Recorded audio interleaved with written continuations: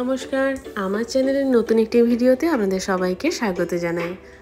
আজকে আমি কিছু কাজ গুছিয়ে নেওয়ার ভিডিও দেখাবো। আমরা যারা ঘরে বাইরে কাজ করি তারা যদি সারা সপ্তাহের মশলা সবজি একটু গুছিয়ে রাখি তাহলে কাজের অনেক সুবিধা হয়। এখানে দেখলেন তো গোটা জিরে আর শুকনো লঙ্কা রয়েছে। এবার কড়াইটা গরম করব। প্রথমে গোটা জিরেটা ভেজে নেব। গোটা জিরেটা একটু ভেজে নিলে তারপরে দিয়ে দেবো শুকনো লঙ্কাটা। শুকনো লঙ্কাটাও বেশ ভাজা ভাজা হবে। তারপর এটাকে ঠান্ডা করে নিয়ে গুঁড়ো করে নেব। ব্যাস তৈরি হয়ে গেল ভাজা মশলা। এবার এই ভাজা মশলা কী কী কাজে লাগে সেটা আপনাদের আমি বলে দিচ্ছি।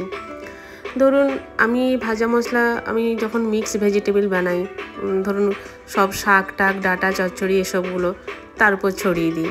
তাছাড়া দই বড়া বানানোর সময়, ফুচকা যদি বাড়িতে বানাই তাহলে সেগুলোতে দিই। আরও অনেক কাজে ভাজা মশলা লাগে। মাছের যদি চচ্চড়ি করি সেই চচ্চড়ির ওপরে ছড়িয়ে দেওয়া যায়। আর এখানে দেখছেন লবঙ্গ, এলাচ আর দারচিনি। এবার ওই যে মশলাটা যেটা ভাজলাম শুকনো লঙ্কা আর গোটা জিরে, ওগুলো ভাজা হয়েছে তো ওগুলো ঠান্ডা হোক। তার মাঝে আমি এলাচটা আগে গুঁড়ো করে নেব। এলাচ গুঁড়োটা আমি অনেক সময় পায়েসে দিই। তারপর বিভিন্ন রকম ধরুন সিমাই রান্না করলাম সেটাতে দেওয়া যেতে পারে। এবার এলাচটার আর কিছু যে উপরে যে ছিলকাগুলো থাকবে সেটা আমি চায়ের মধ্যে দিয়ে দিই। এই দেখুন গোটা জিরে আর শুকনো লঙ্কা গুঁড়ো করে নিয়েছি। এটা কিন্তু সাবধানে ঢালতে হবে। একটা কাগজে প্রথমে নিয়ে নেবেন, তারপর সেখান থেকে একটা কৌটোর মধ্যে ঢালবেন। মানে এটা তো উড়ে যায়, নাকে লাগলে হাঁচি হতে পারে, সাবধানে করতে হবে কাজটা। এরকমভাবে ছোটো ছোটো কৌটোতে আমি ঢেলে রাখি। এবার এলাচ যেটা সেটা গুঁড়ো করে নেব। এলাচটা একটু গুঁড়ো করা কষ্টকর। এরকমভাবে হবে, ওপরে যে ছিলকাগুলো যেগুলো দেখছেন ওগুলো আলাদা করে সরিয়ে রেখে দেবো।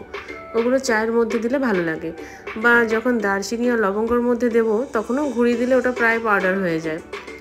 আর এলাচের বীজগুলো তো মানে সন্দেশ তৈরি করতে গেলে, পায়েস তৈরি করতে গেলে লাগেই তো, আমি তো বললাম আর একটু আগে, তাই না বন্ধুরা?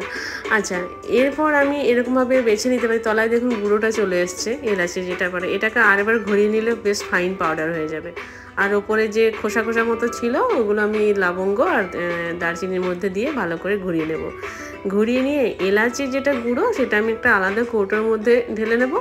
আর ওই যে পুরোটা যেটা আমি গুঁড়ো বানালাম সেটা আমি ওই আর একটা কৌটোতে ঢেলে নেবো। তিনটে কৌটোতে আমি 3 রকম মশলা তৈরি করব। একটা হচ্ছে এলাচের গুঁড়ো, একটা হচ্ছে ভাজা মশলা, আর একটা হচ্ছে গরম মশলা। এই যে দেখুন আমি লিখেও রেখেছি ভাজা মশলা, এলাচ গুঁড়ো, গরম মশলা।